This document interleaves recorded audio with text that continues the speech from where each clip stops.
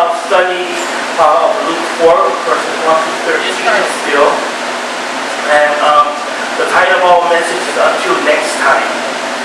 Well, let me kind of set the stage. On December 7, 1941, America was suddenly attacked by Japan, and President Roosevelt announced the beginning of World War II. Japanese began the war with America just before 8 o'clock that morning, Hawaii time. A large group of 360 warplanes marked with the red symbol of Japan's rising sun attacked U.S. Navy base at Pearl Harbor. The surprise attack was a critical blow to the Pacific Fleet.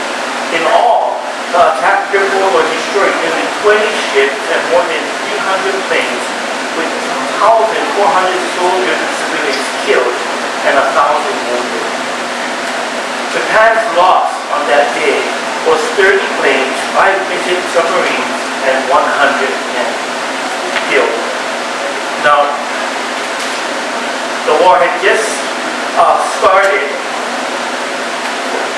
and as we look towards this time, everybody stood in awe of who would rise up victorious, who would win the fight at the end. 6 months after the attack on Pearl Harbor, 3 aircraft carriers of the Pacific Fleet, which had not been in Pearl Harbor because of the training maneuvers they had out at sea, headed to Midway and won the battle against Japan. 4 years after Japan's attack on Pearl Harbor, the U.S. dropped 2 atomic bombs on Japan, one on Hiroshima on August 6, 1945, and 3 days later another on Nagasaki.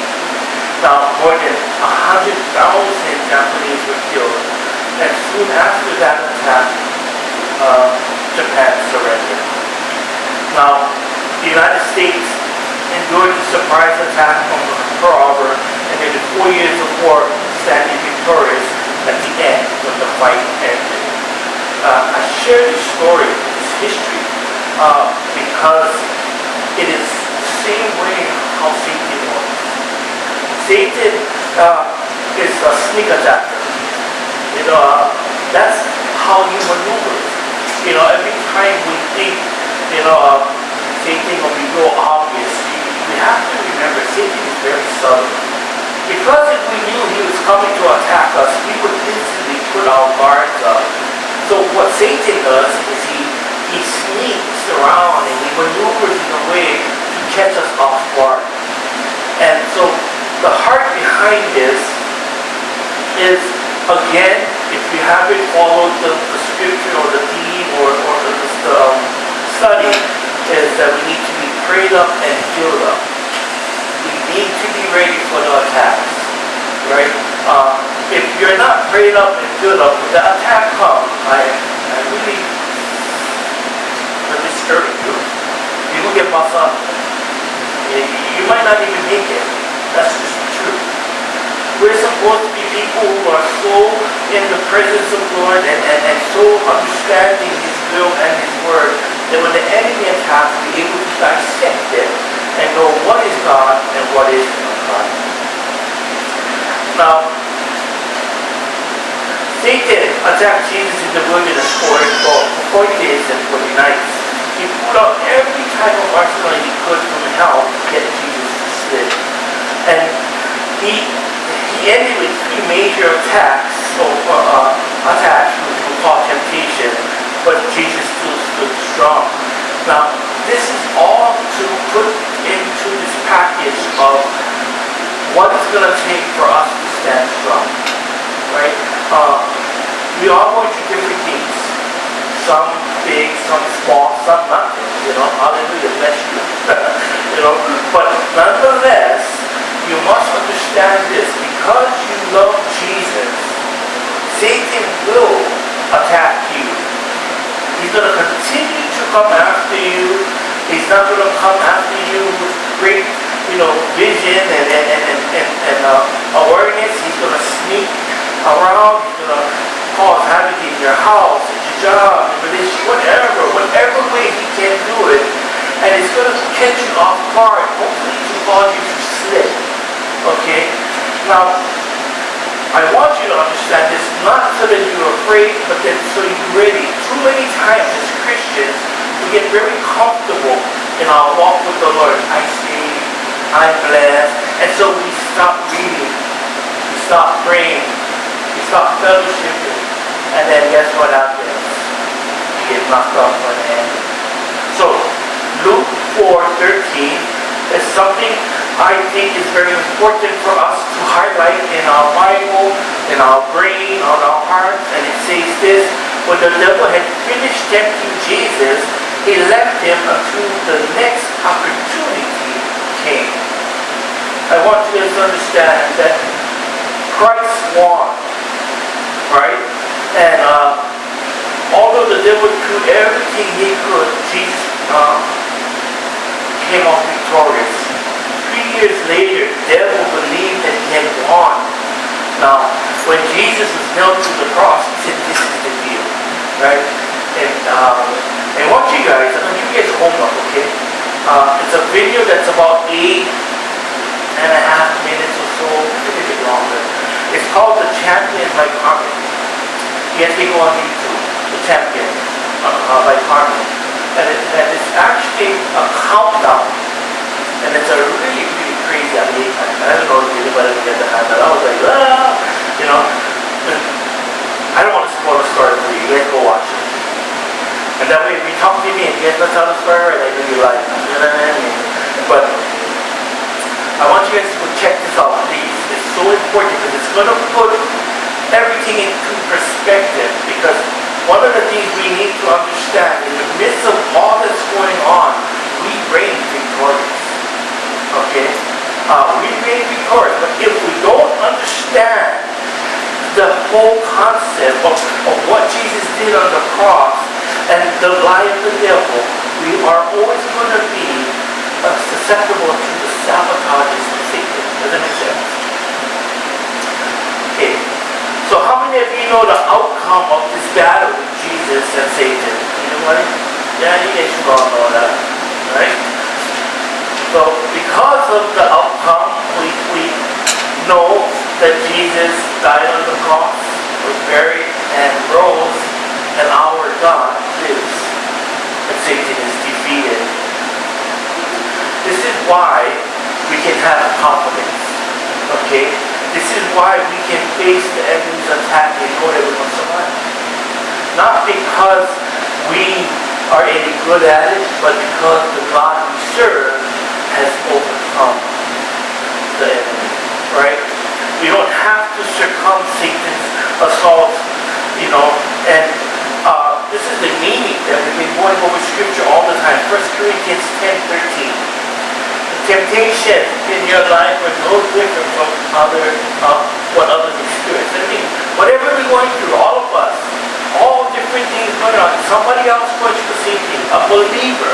This is not saying that the world. It's talking about believers. People in church. People who love Jesus. You know, other people around the world going through the same thing you're experiencing. When God is faithful, He will not allow the temptation to be more than we can stand. Now, you know, a lot of times we think that, and you know, we think, okay, then when He will give me a break? Yeah? You guys ever thought about that? I know I did. Well, the break comes when we put ourselves in the presence of the Lord. When we rest in the confidence and assurance of what He has done, not what we have done, what we can't do. So, we're going to look at 5 different opportune times that Satan will attack us. Okay? Because the scripture says that Satan will come at the next great opportunity to attack us. So the first opportune time Satan will attack us is after spiritual victory. Now, a lot of times people might get surprised by this because they go, oh, you know, everything is going good, you know, God's so great, and then all of a sudden they get attacked.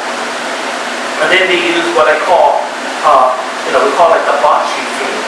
Or if something good happening, then something bad gotta follow. No, that's stupid. That's being stupid. Okay, because no one type stuff. God is good. Yeah, if something good is happening, then praise God, enjoy that moment. The bad stuff will happen because it's part of life. It's not, one happens to all of God follow. It's not how it is. We live in a world of bad good happen. But when it comes to God, everything is good. And you can even take that and put it into the perspective of how God is teaching us and can become good. So, Satan will hit us after an attack. You guys notice when Jesus got attacked? And the brother gave us the clue or the answer. Jesus was baptized. The Holy Spirit rested upon him, right? Anointing him, declaring him the Messiah, the Son of God. And then the voice of God, heaven spoke and said, "This is my Son, whom I please." I don't know about you, but can you imagine that? You get water baptized, all of a sudden, oh, you know what I mean? And heaven busts open, the Holy Spirit, and then the Lord goes, "This is my child." You know, I mean, talk about flying, you know, in heaven, right? And here comes Satan, right after his anointing, starts to already try to work Jesus down and bring him down from this excitement of God's presence. Now, it's no different today. The devil will hit us too when we think we are strong, right? When we're in a place and goes, "Man, thank you, you got me through this," right? And then we're feeling God's presence all around us. We're feeling so confident, and we should.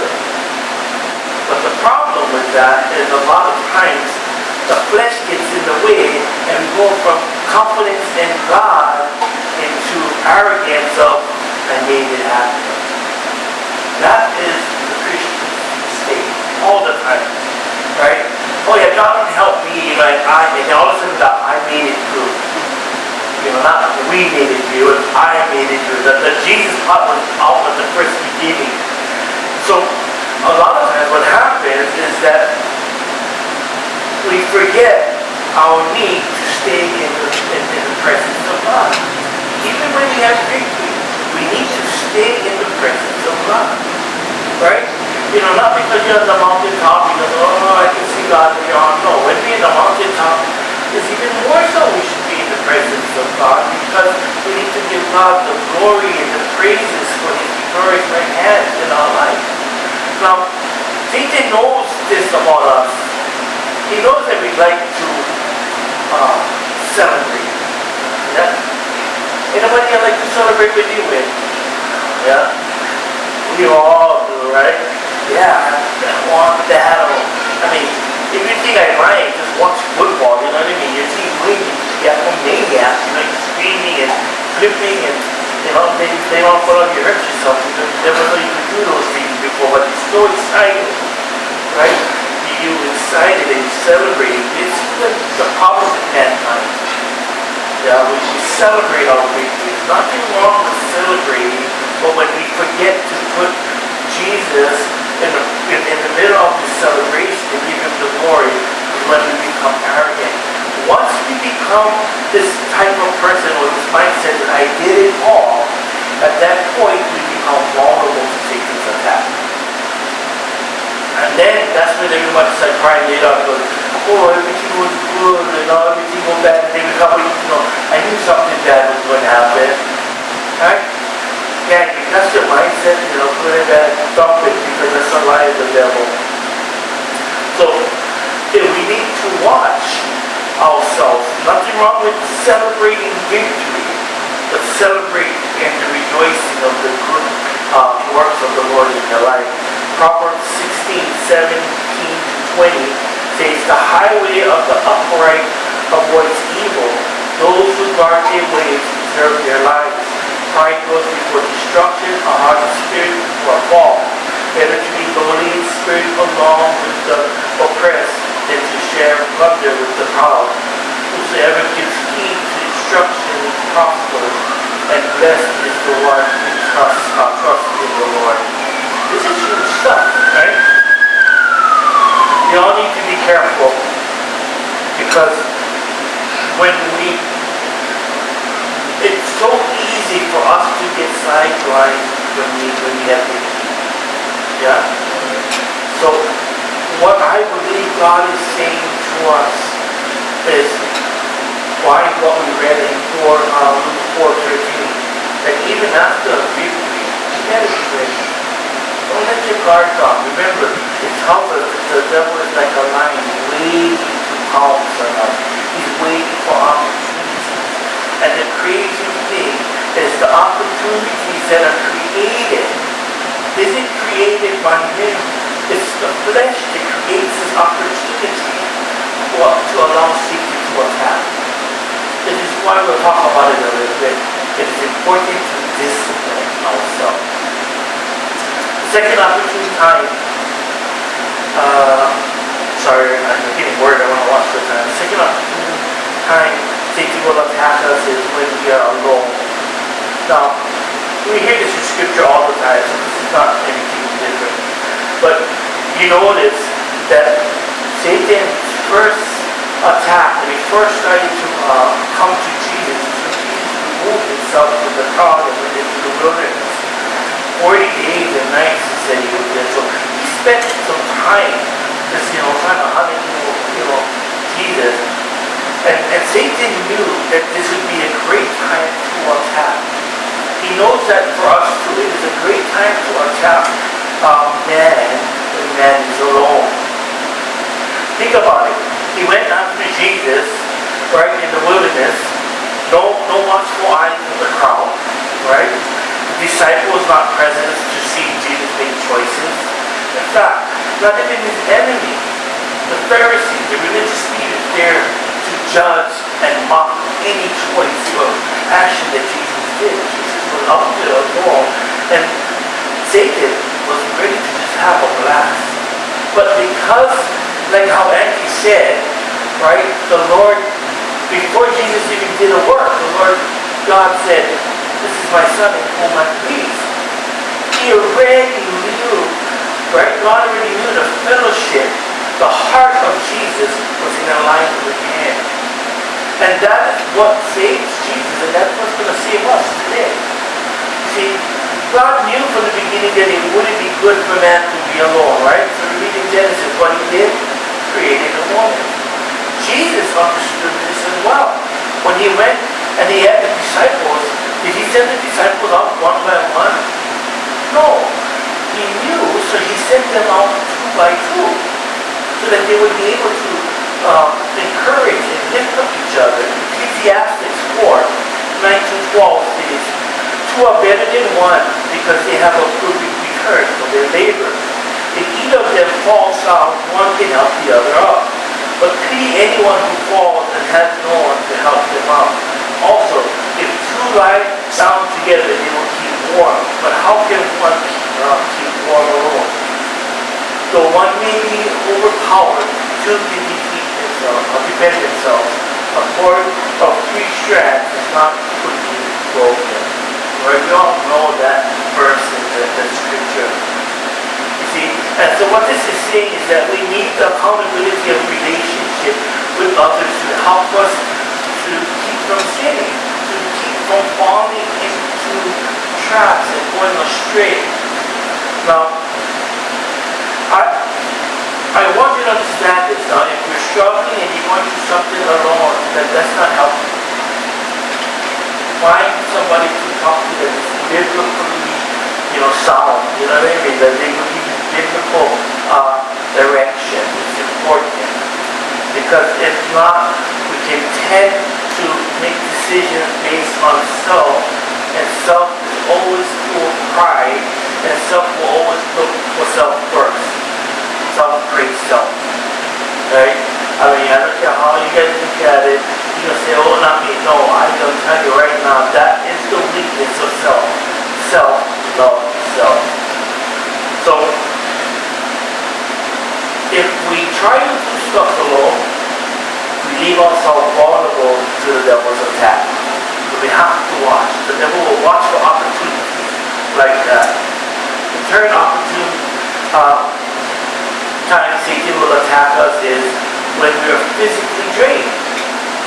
Now, I started to think about this, and you guys think about this, okay? So it says that Jesus was in the wilderness.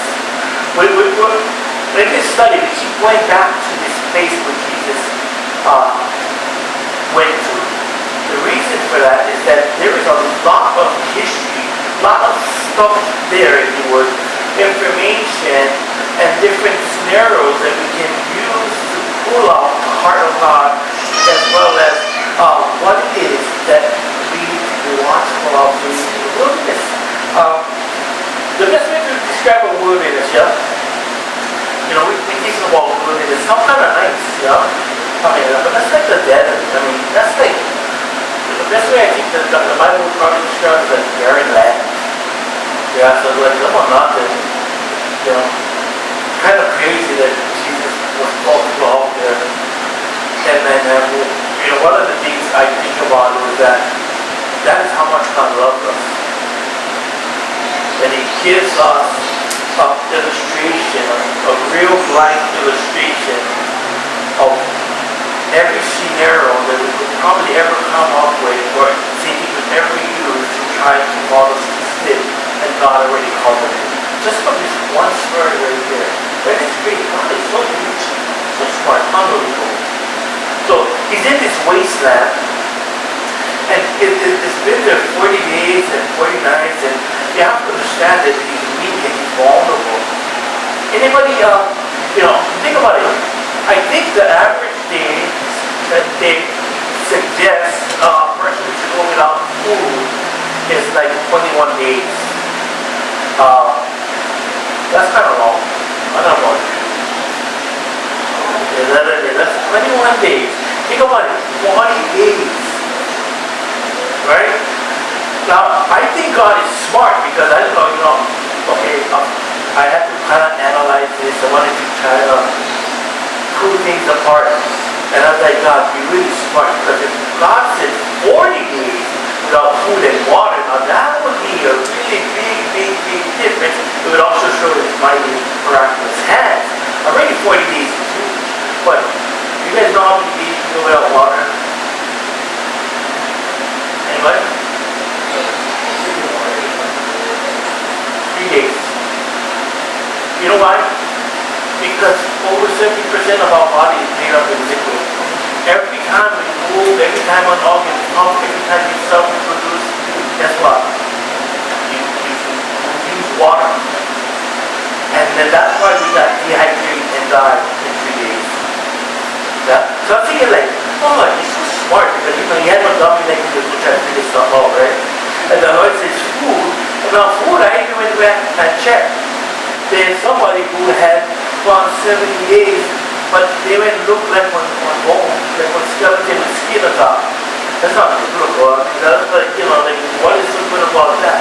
Jesus was still very healthy. He had, you know, at that time, his mind was still sound. You know, after a lot of these without food, he started going crazy. So Jesus was still in his right mindset, but he was very, very hungry. Remember now, not only was he sleeping in this wilderness that's probably hot and dry, he fasted. So he spent a lot of time just praying and seeking out the Lord.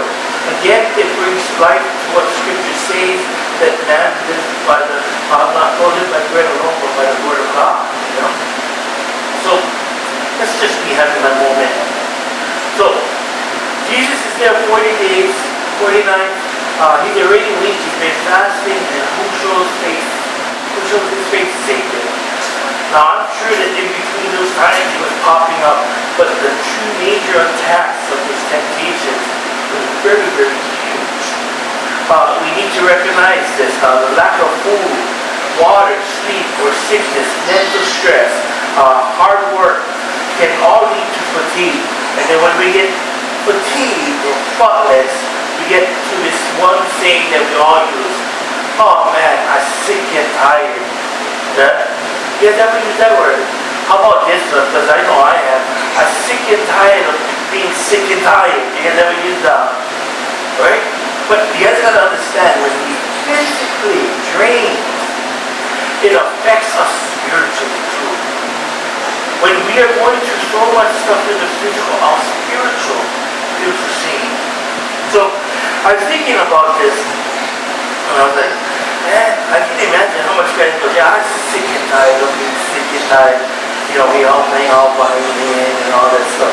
But I want you guys to understand, when we get in place, it is a sign that we need to make some adjustments in what we're doing, because the enemy is out there waiting to pounce on us, waiting to jump on us, because he knows that if I'm physically tired, I'm cranky, right? Some of you guys, when you guys get tired, anybody get cranky? How about food? You guys know what food you guys get nasty? Yeah? You know, maybe some of you guys got the food, no more TV, you know, whatever it is, you know, whatever they get you, that stuff just gets you so crazy, not enough sleep, you know, working too much, and nothing wrong with working, but when you work, and then you don't have time to rest and nourish your body, and physically, your physical condition starts to get sick. When you physically get sick, spiritually you get sick, man. Yeah? Because if I'm not in the mood to talk to anybody, I'll be honest with you, I get like this sometimes. I gotta really shake it off. If I'm not in the mood to talk to anybody, the last thing I want to do is talk to God. But nobody can get that. Right? And then I sit down and be stupid. Right? I gotta discipline myself and say, come on, you know what is right. And just because you're feeling junk doesn't mean that you gotta treat God that way. Figure out what's going on. What is bothering you? Bothering you, like you mad, or whatever it is. Yeah? So the enemy knows that when we get like this, that's a great time to attack. So I love this because, you know, the Lord is giving us all these clues. You guys probably know already. You guys probably have one bad scenario with one of those things, you know, I was having cranky, so I get lost with my wife or my kids or whatever. Yeah? Sorry. But we need to know this. If you're tired and emotionally spent, or just exhausted, beware. Satan is standing by, very near, and he is waiting to set a deadly attack. We don't need to be afraid, but we need to make the correction. We need to realign ourselves. He sees that the Lord is showing us his wonderful gems to put ourselves in a position to stand in faith against Satan's attacks. Okay? If we fail to do these things, then once again, we'll get buffed up. So, what can we do before we move on? What can we do to help get out of that sick and tired mindset and, feeling? Well, one is live by the Spirit. Romans 8:13-14 says, "But if you live according to the flesh, you will die. But if by the Spirit you put to death and the misdeeds of the body, you will live. For those who are led by the Spirit of God are children of God." So, it's talking about the importance of us seeking the Spirit of the Lord. If we are drained, then we gotta get to that place where we're hearing God speak to us. I gotta be very honest. Without putting myself in the presence of God, I probably rip all your pieces apart. You know what I mean? Because I have a bad day. You know what I mean? You know when you have a bad day, you don't like being nice to nobody. I mean, you feel like being nice to be fake. And I know it won't take that much for that fake drop and then you dig out somebody's eyeballs, right? But the Bible says that we're living according to the flesh. And that's a lot of the times the problem with believers is that we live by the flesh instead of the Spirit. And that takes discipline. In fact, we need to discipline, is the other point. We need to discipline our bodies and make it our slave. How's that? You have to discipline your body. Go, self, you're my slave. I having a stupid moment with myself in the computer. I'm working this out, I'm like, thinking, I started laughing. Self, you're my slave. You're not going to do that anymore. Then my brain started thinking, oh yeah, there's something plotting. Well, self, you're my slave, And I'm just doing this because I have fun with the scripture. I think God loves it, you know what I mean? And God knows I'm warped, so he's having fun with me too. But it says this in Mark 2:18-20. Once, when John's disciples and the Pharisees were fasting, a some people came to Jesus and asked, why don't your disciples fast like John's disciples and the Pharisees do? Jesus replied, the wedding guests fast while celebrating with the groom. Of course not. They can't fast while the groom is with them. But someday the groom will be taken away from them and then they will fast. Probably thinking, so how does this apply? Right? We look at this and Jesus is giving a reason why the disciples shouldn't or didn't have to fast. He goes, because I'm here. And then we look at the bottom part, and this is going to pertain to us, yeah? But someday the groom will be taken away from them, and then they will fast. So, I'm pretty sure, and I can almost guarantee that when Jesus returns, I'll be part of that. And so I don't think he will return yet. So that means all of us, this is our time to fast and pray. Discipline our body. Now, this is not just talking about food. Yeah? This is talking about fasting, whatever it is, to discipline your body to stand or sit in the presence of God. Now, some of you might be video games, some of you might be, I don't know what, I'll throw one out there, don't throw everybody out. Oh, so some of you maybe is smoking cigarettes. Yeah, they go, oh, that's not right. Probably God. I don't see anywhere about you to get a smoke cigarette. I do know, however, see where it says that we should take in the temple of the Lord.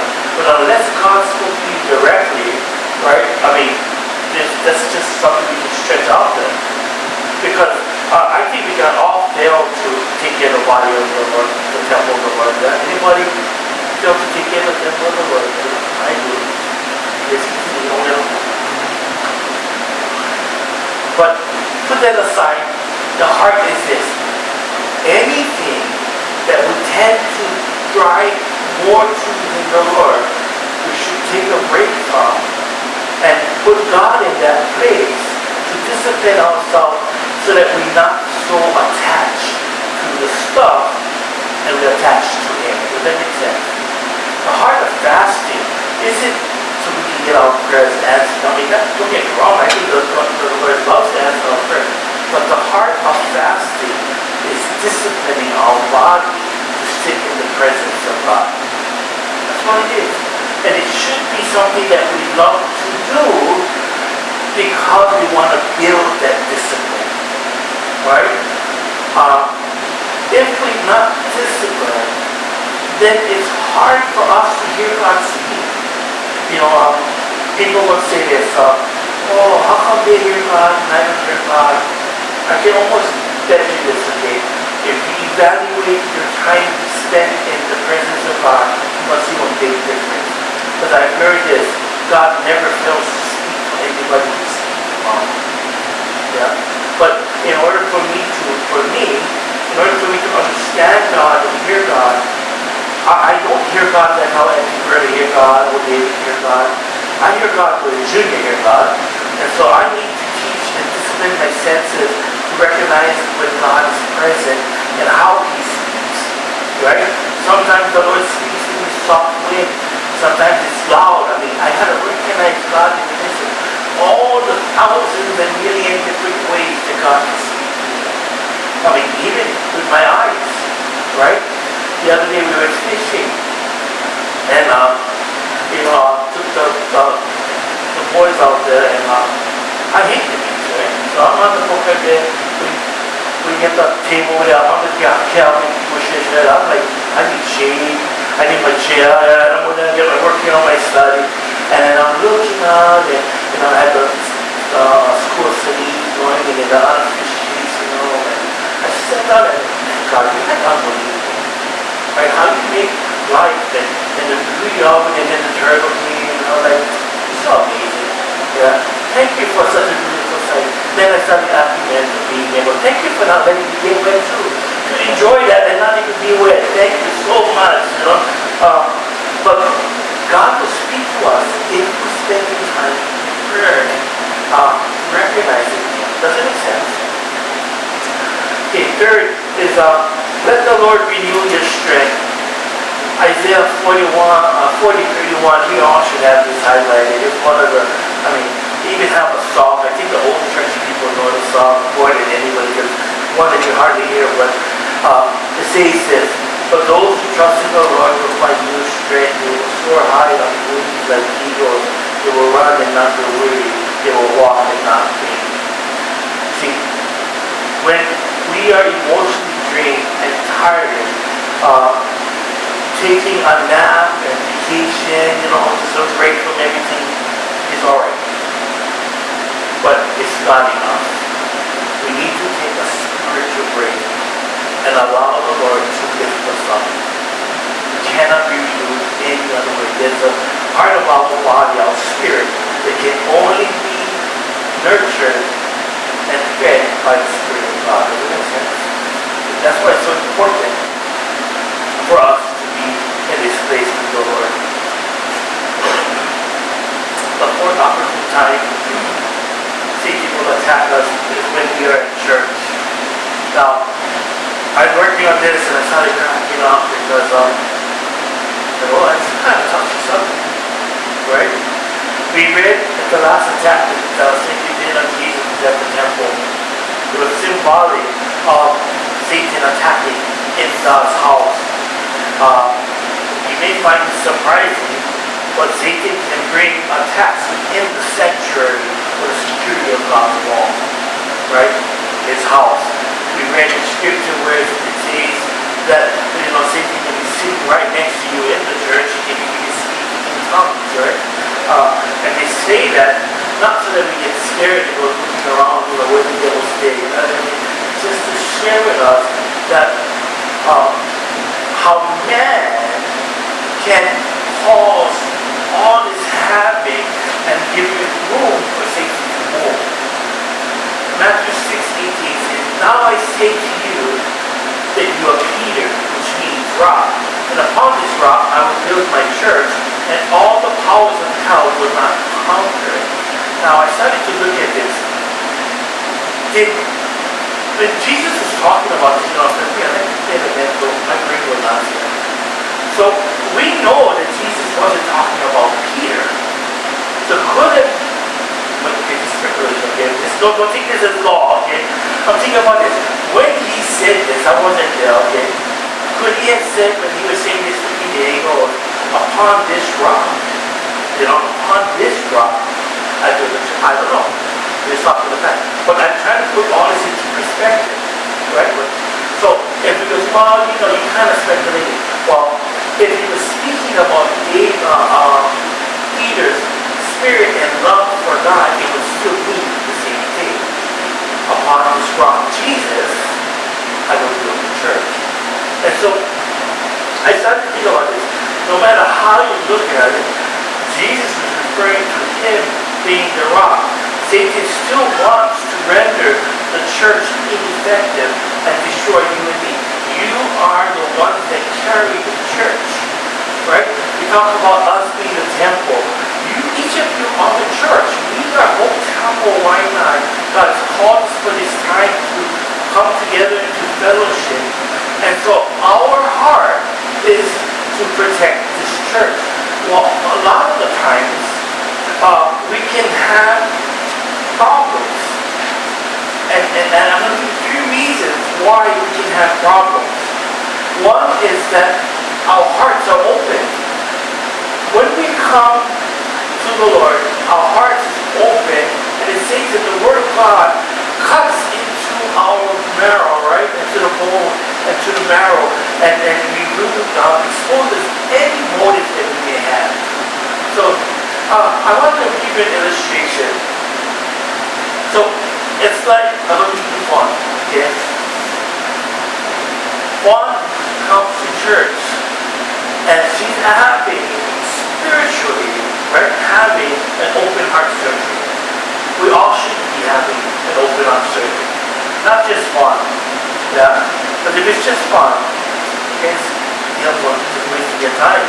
We're here to meet with God, have God expose the what we would call dirty water in us, so that we can get clean water, right? And when we expose, we become vulnerable. So like with open heart surgery, think think about this. One guy going through surgery. So me, I went through regular open heart surgery. I scared. Yeah? I mean, just a thought about it, I scared. So I like make sure they get the right doctors and everything. I like know the whole procedure, right? So they put the procedure together. I check out everything. Okay, I feel comfortable. But we already know that any time you go into any type of surgery, there's always a possibility. Now, I put my hands in the care of all these people that's on this operating, who in this operating room. I'm the one on the table, right? Now, trusting them. And then they drop the instruments that they're going to use to work on me, right on the ground. And the nurse, not paying attention, gave the doctor one dirty equipment or instrument, and the doctor used them on me. Now I'm at great risk because they never take extra precaution, never double check. So how does that relate? Well, all of us have an open heart surgery right now.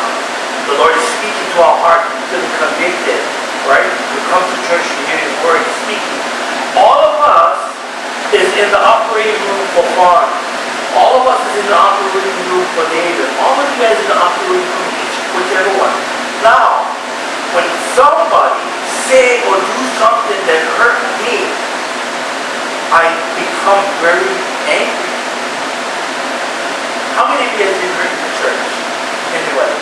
How many of you have been discouraged in church? Right? So does that mean we don't come to church? No. This is the crazy thing about the Lord. Because we have this open heart surgery, we become vulnerable. What happens in this vulnerability is a heart that trusts God to do what He does best. Even trusting people who may not act as good as Christians should act. Does that make sense? I left the church for a long, long time. And when I came back, I thought it would be better. I found out it was the same. And I realized that, unfortunately, always going to have Christians who don't act like Christians. Always going to have that. And that is why God says to us, those who don't behave, let me take care of them. You let that go. Because as long as I'm harboring this, I can never have confidence. I'll never trust anyone. Trust issue is something we all have to some degree. Right? I mean, without, making a what secret about. How many of you guys get secret? You guys say you're looking for the grave? Anybody? Yeah? You probably get glad, yeah. But, there's stuff that we just don't want nobody to know. I mean, something we don't even ourselves to know. We try to investigate so much. But every now and then, the trigger come out and go, oh my gosh, there it is. Right? And this is the area that we are so afraid of, allowing it to be seen. Because it means that we're wrong. Now, Hebrews 10:25 says this, and let us not neglect our meeting together as some people do, but encourage one another, especially now that the day of His return is drawing near. So, do we still come and take a chance? Yeah. I shared last week that we had this big incident where one person was saying this about this other person and everything. This person was a great person, really big in the ministry and everything. But because one person wasn't behaving a certain way, decided that he should shun them. I refused to do that. Today, the person that wanted to shun the other person is no longer in church, and the person that we refused to shun is standing in the church today. You see, one of the things we must be ready for, we must understand is that we get no business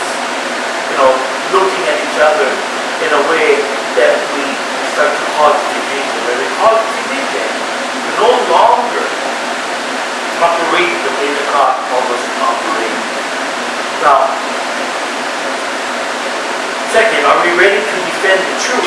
This is so funny because defending the truth of Scripture is a good thing. We all should defend the truth of Scripture. The problem comes is when we get confused with truth and tradition. You find that a lot of times the churches will split up because truth and tradition.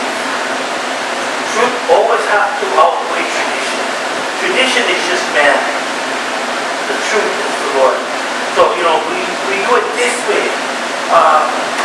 Does the Bible say that there's a certain way to have church? No. In fact, I'm going to share something with you guys. Yeah, that's it all. Hopefully they're not listening. Who is that our pastor meeting?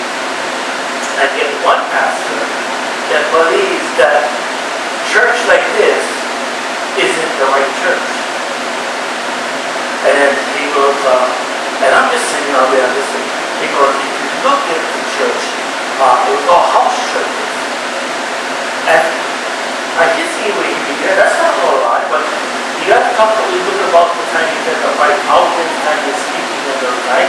That was a mega church happening. And it wasn't at the house. It was on the beach. It was in the mountain. There's no particular way that church should happen. The only way church should happen, what makes it right, is that we are praising and edifying the name of the Lord, and then becoming a unified group of people with the sole purpose of giving God the glory. I don't care if you're meeting at the beach, meeting at the house, we go off street in the bathroom and praise God. That's church. It doesn't matter. Right? 1 Timothy 2, 6:20-21. Timothy, guard what God has entrusted to you. Avoid godless, foolish discussions with those who oppose you with their so-called knowledge. Some people have wandered from the faith by following such foolishness. May God's grace be with you all. You see, each of us hold conviction. I think this is so awesome. Each of us hold conviction about how church should function. Steph can have I've been a Christian so long, and so church should be this way. I haven't heard it, well, the bottom line is you guys all can have different opinion. That's okay? But the main thing is, what is the Word of God saying? The last time I read that church happens where two people get together. And church is what? The house of God, where the presence of God is felt. So if I'm going to be technical about Scripture and about where church is, where two or three are gathered in my name, here I am in the presence. That is church we're talking about.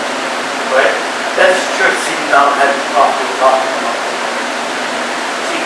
So we need to be careful not to get caught up on traditions. Yeah? In fact, a lot of times traditions mess us up. Because if it's not happening this way, we don't feel the anointing. I love this here, this is what I want to dash the Pentecostal Holy Roller and guys, right?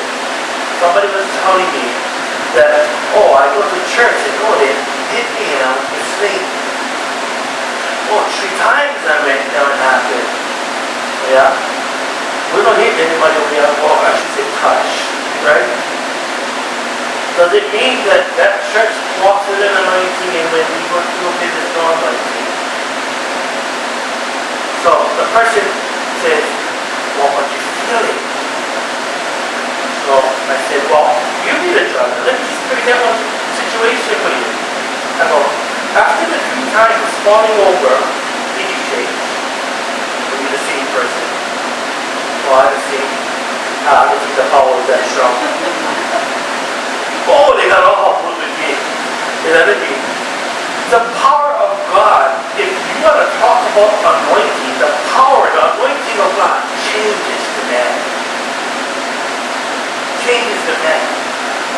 You see, whatever you're challenging, whatever you're challenging, whatever is keeping you from being God's perfection, when you're in fellowship with God, the anointing comes upon you. You don't know how to fall down. You don't know how to speak in tongues. You don't know how to jump and twist and fight, whatever. You just have to be honest in in your relationship of loving God, and the anointing can fall upon you. So some guys speak in tongues, good, Scooby-Doo, for you. You know, some guys go and hallelujah, good for you. It's not about how you respond or how you're acting. It's about this intimacy of relationship between you and God. Does that make sense? I can be real quiet. Now, I can be real quiet on that. Does that mean we don't want the Holy Spirit? I cannot say that. Because as far as the Holy Spirit's anointing, it's a one-on-one opportunity over time when God speaks to just his heart. And that's between him and God. You be like roll and make us see this between you and the people. Big difference. Ephesians 6, 4:26-27. In your anger, do not sin. Do not let the sun go down while you are still angry. And do not give the devil a foothold. Now, what this is talking about, and I wanted to put this out here, was because the church, when the church is important to us, yeah, and like I am full on Hope Chapel. I mean, I love Hope Chapel. Nothing wrong with you. You know, everybody loves the denomination. That's why God, took us there. But we have to be careful to not be overzealous in our defense of tradition. Because when we overzealous in tradition or even our expectation, we can tend to hurt. Since Spawn, she didn't really well, but she's a kind of sanity. That's not a kind of sanity we have Old Chapel. So, I think she needs some more Jesus before she starts really, we can tend to do that because of tradition. And our expectations. We cannot have any tradition and expectations. The only expectation I should say we should have is that we are reaching to meet God individually. Right? The third thing we can do is that we have to have God inspired. This is another thing that came up with us in the church. God inspired you. Now, I love this because we should have God inspired vision. It says this in Job 2:28. I will pour out my spirit on all people. Your sons and daughters will prophesy. Your old men will dream dreams, and your young men will see visions. Now, I share this because, a lot of times you're going to have visions, right? You'll say, I feel this is happening in the church, or we should have this happen, and we should have that happen. And nothing wrong with that. If we want to hear that, we want to hear feedback. God spoke to you, and you have a good idea of how we can be more,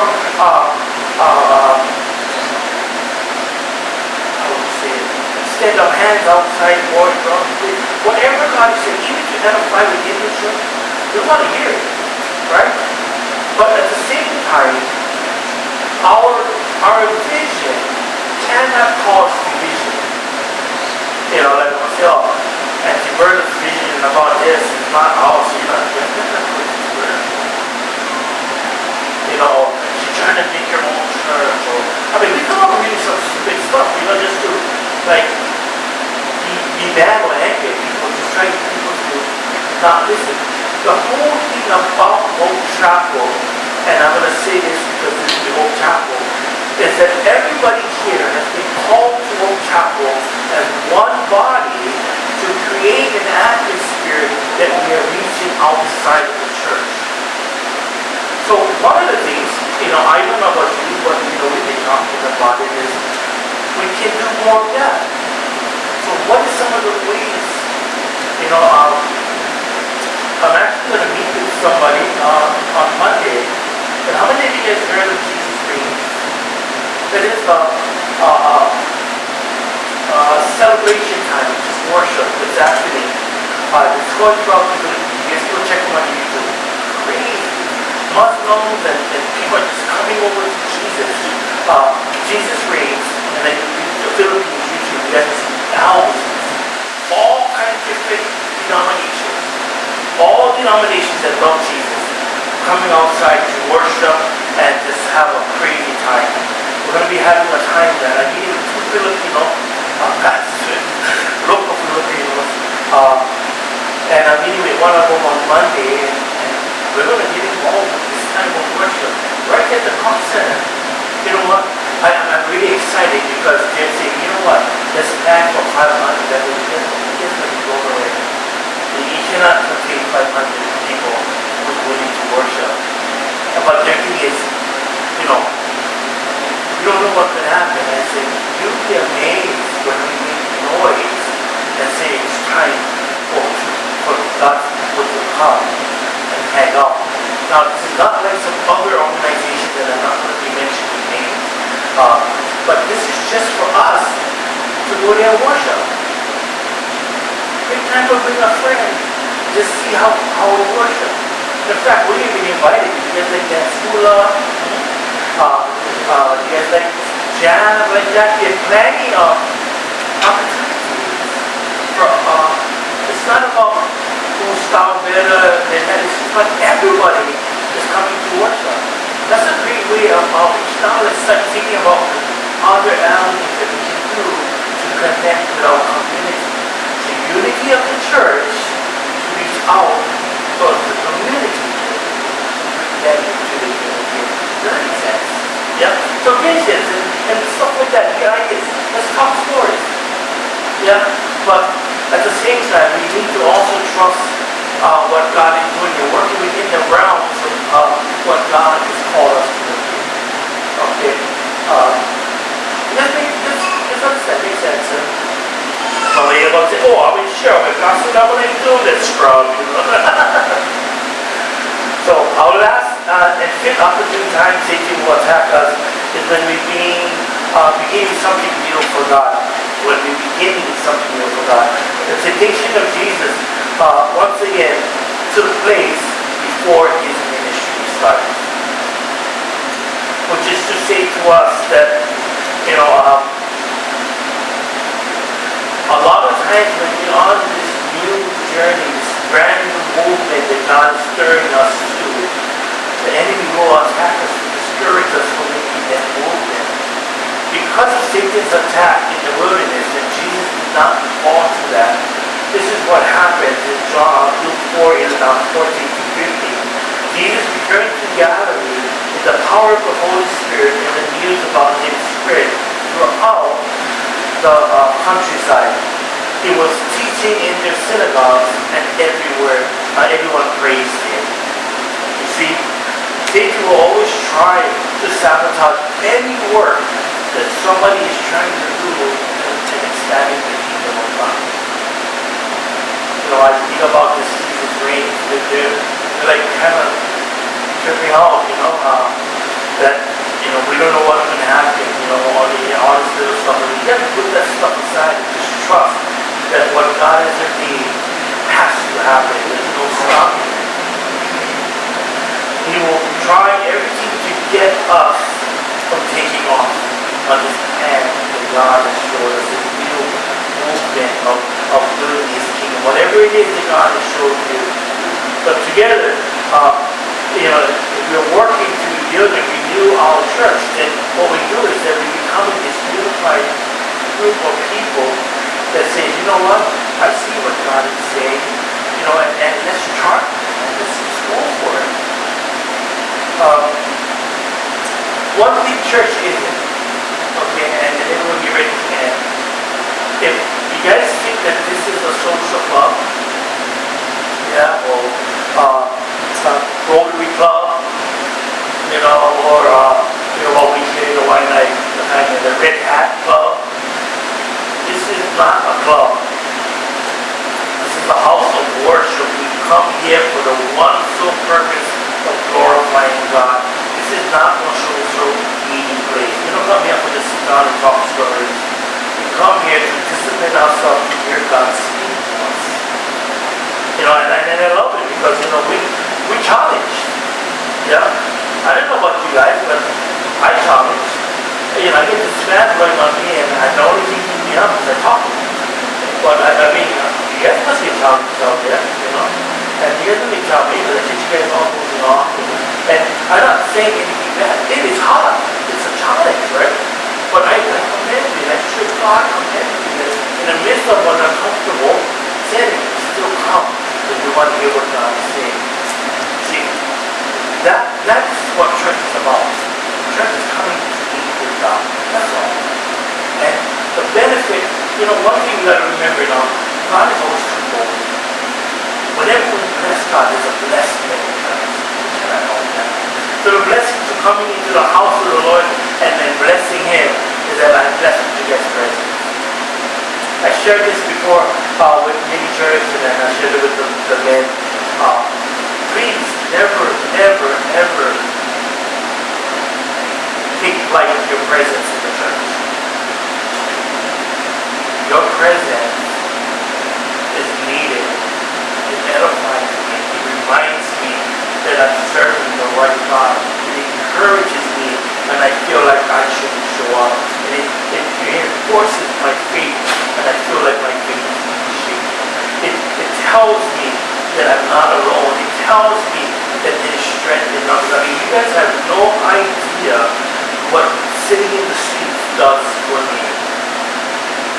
And I don't want it only to be for me. I want you guys to see it that way. The scripture tells us that, we only got to look right next to us to see the hands of God or the angel of God. And what happens when we sit down and there's nobody next to us? A little thing I use, I can't even remember it. But we should be carrying the light in the church. And when, we got Tony back there, not coming, please, I don't know why I need to do that. Well, switch Eddie back there not coming to church. That part of the church is gone. The light of God is not received because Eddie's not there. Your presence makes a big difference. Even though you think you may not be working, you may think, well, maybe I don't put in any, I don't do this, I don't do that. Whenever your presence alone tells me how good the God I serve is. I leave edified, and I leave with a heart of praying for each of you. In the process of praying for you, I feel and I see God telling me that I've got it. Does that make sense? Please, again, understand that your presence, if it makes me feel like that, can you imagine what it does for the Father? Right? In His house. So let's end. We get ready to call up the worship team. With each attack, Jesus was ready with a counteract using the Word of God. Jesus could not be defeated, and if we are to follow Jesus' example, which is to know our Word and to use our Word against Satan, we cannot be defeated. But again,